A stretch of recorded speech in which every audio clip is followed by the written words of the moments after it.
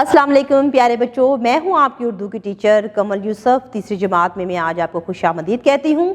तो प्यारे बच्चों, आज के सबक का उन्वान है सैर पाकिस्तान की। तो मुझे जल्दी से बताएं कि बच्चों, आपने पाकिस्तान के किन किन शहरों की सैर की है? क्या आपने पाकिस्तान देखा है? क्या आप पाकिस्तान की खूबसूरती से वाकिफ़ हैं कि हमारा मुल्क पाकिस्तान कितना खूबसूरत है? जल्दी से मुझे बताएं। शाबाश, यकीनन आप सब ने सैर की होगी। किताब आप सबके पास मौजूद है।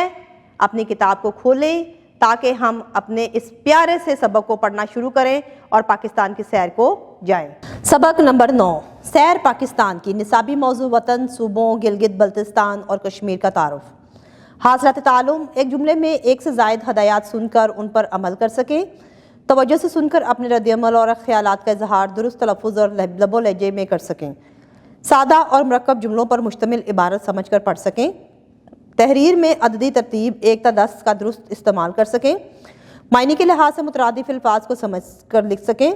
माहौल से मुतल्लिक किसी मौजू पर खुद से कम अज़ कम 7 जुमले लिख सकें। अपनी और दूसरों की पसंद और नापसंद और दिलचस्पियों से मुतल्लिक बातचीत कर सकें। ग्रोही कामों में शमूलियत अख्तियार कर सकें और मौजूदा ज़िम्मेदारी बेहतर अंदाज में अदा कर सकें। हस्न तरबिया। ये वतन तुम्हारा है, तुम हो पासबां इसके। ये चमन तुम्हारा है, तुम हो नगमा ख़वां इसके। अज़ीज़ साथियों, आप जानते हैं कि हमारा मुल्क कितनी कुर्बानियों के बाद हासिल किया गया है। इसकी बुनियादों में हमारे बुज़ुर्गों का खून है। अब हमारा वतन हमसे तकाज़ा करता है कि इसकी तामीर और तरक्की के लिए कोशिश करें। पढ़ लिख कर खूब तरक्की करें और मुल्क का नाम रोशन करें। आपस में मिलजुल कर रहें और एक मुत्तहद कौम बनकर पाकिस्तान को तरक्की याफ्ता मुल्क बनाएं। कायद-ए-आज़म रहमतुल्लाह अलैह ने तो तलबा को पहले ही पाकिस्तान का ममार तामीर करने वाला कहा है। पाकिस्तान की तामीर और तरक्की के लिए हमें लामा इकबाल रहमतुल्लाह अलैह का शाहीन बनना होगा। शाहीन की तरह बुलंदी पर परवाज़ करनी होगी और कामयाबी की जानब अपना सफ़र जारी रखना होगा। तो सोचिए कि आप पाकिस्तान के लिए क्या कर रहे हैं। आप बड़े होकर पाकिस्तान के लिए क्या करेंगे? पढ़ाई की तरफ चलते हैं। सैर पाकिस्तान की। ख़ास अल्फाज: ज़रख़ेज़, मेहरान, बंजर, शोहरत, स्याह। पाकिस्तान की सरजमीन वफाकी दारुल हुकूमत 4 सूबों आज़ाद कश्मीर और गिलगित बल्तिस्तान पर मुश्तमिल है। पाकिस्तान के सूबों में सूबा पंजाब, सूबा सिंध, सूबा खैबर पख्तूनख्वा और सूबा बलूचिस्तान शामिल है। आइए पाकिस्तान के सूबों से उनका तारुफ खुद ही उनकी ज़ुबानी सुनते हैं। पंजाब। मैं पाकिस्तान का सूबा पंजाब हूँ। मुझे 5 दरियाओं की सरजमीन कहा जाता है। मेरा दारुल हुकूमत लाहौर है जो अपने बागात और तारीखी इमारात की वजह से मशहूर है। मेरे इलाकों में रहने वाले मर्द तोहमत, कुर्ता, शलवार कमीज़ और पगड़ी पहनते हैं, जबकि औरतें शलवार कमीज़ पहनती और दुपट्टा ओढ़ती हैं। मेरे लोग ज़्यादातर पंजाबी और उर्दू बोलते हैं, उर्दू ज़ुबान बोलते हैं। यहाँ दूध और लस्सी का इस्तेमाल बहुत ज़्यादा किया जाता है। मेरी सरजमीन ज़रख़ेज़ है। गंदम, कपास, गन्ना और चावल मेरी मशहूर फसलें हैं। सिंध। मुझसे मिलिए, मैं सूबा सिंध हूँ। मुझे वादी मेहरान भी कहते हैं। मेरा दारुल हुकूमत कराची है। इसे रोशनियों का शहर कहा जाता है। ये पाकिस्तान का सबसे बड़ा शहर है। इस शहर में पाकिस्तान की सबसे पहली बंदरगाह और बानी पाकिस्तान कायद-ए-आज़म मोहम्मद अली जिन्ना रहमतुल्लाह का मज़ार भी वाक़ है। मादरे मिल्लत फ़ातिमा जिन्ना भी यहाँ पर दफन है। पाकिस्तान का पहला दारुल हुकूमत भी मेरा शहर कराची था।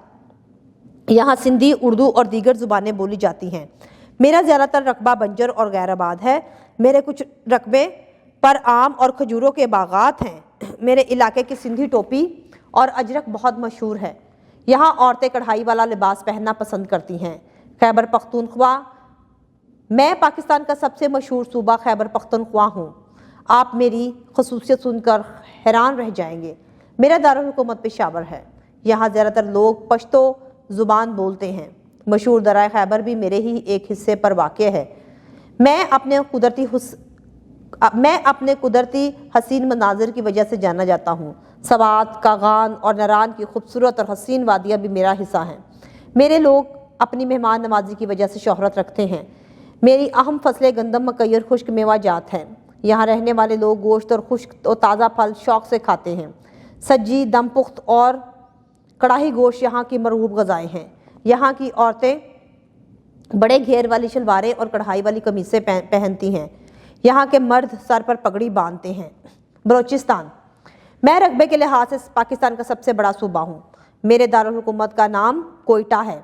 میرے لوگ اردو، بلوچی، براہوی اور پشتو زبان بولتے ہیں۔ میرا زیادہ تر حصہ بنجر پہاڑوں پر مشتمل ہے جو معدنی وسائل سے مالا مال ہیں۔ میری سرزمین پھلوں کی پیداوار کی وجہ سے بے حد مشہور ہے۔ پاکستان کا 90% انگور میرے باغات میں ہی پیدا ہوتا ہے۔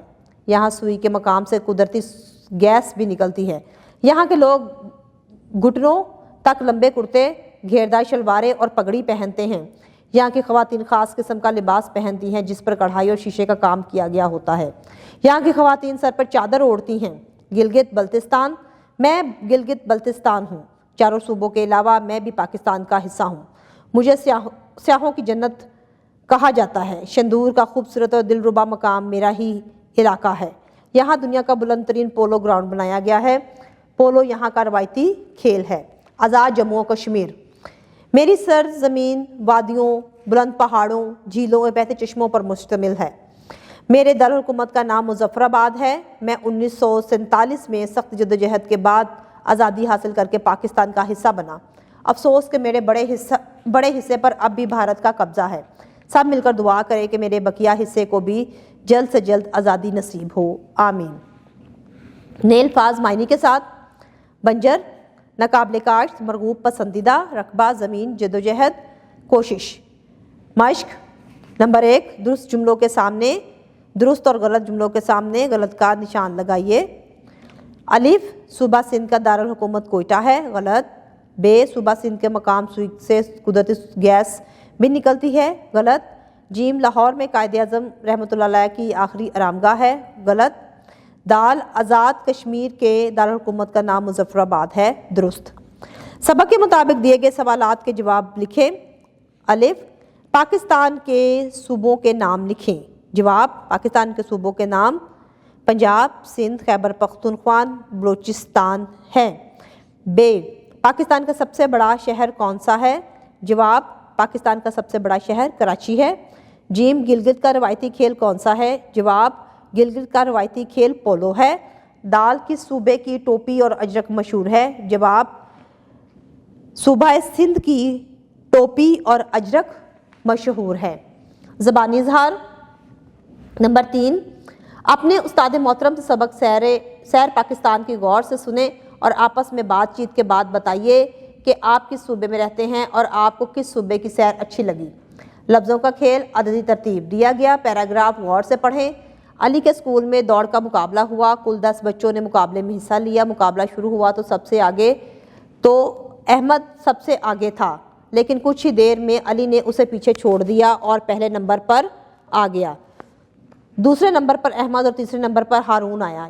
جیتنے والوں بچوں میں انعامات تقسیم کیے گئے۔ دیے گئے پیراگراف میں نمایاں کیے ہوئے الفاظ پہلے، دوسرے اور تیسرے نمبر پر آنے والوں کی ترتیب ظاہر کر رہے ہیں، اسے عددی ترتیب کہتے ہیں۔ گنتی 1 2 3 4 5۔ عددی ترتیب: پہلا پہلی پہلے، دوسرا دوسری دوسرے، تیسرا تیسری تیسرے، چوتھا چوتھی چوتھے، پانچواں پانچویں پانچویں، 6 7 8 9 10، چھٹا چھٹی چھٹے، ساتواں ساتویں ساتویں، 8 آٹھواں آٹھویں آٹھویں، نواں نویں نویں، 9 نواں نویں نویں، 10 دسواں دسویں دسویں۔ نمبر 4، دی گئی درست عددی ترتیب کو سامنے رکھتے ہوئے جملے مکمل کریں۔ الف، آج چاند کی دوسری رات ہے۔ ب، اگست شمسی سال کا 8واں مہینہ ہے۔ جیم، آج 9واں روزہ ہے۔ دال، عارف 5ویں جماعت میں پڑھتا ہے۔ پڑھیں۔ نمبر 5، سبق کا پہلا پیراگراف درست تلفظ اور روانی سے پڑھیں۔ قواعد سمجھیں۔ مترادف الفاظ، دیے گئے الفاظ پڑھیں۔ گل، پھول، فلک، آسمان، دشوار، مشکل۔ وضاحت، اوپر دیے گئے الفاظ کی جوڑیاں لکھنے میں مختلف لیکن یعنی معنی کے لحاظ سے ایک جیسی ہیں۔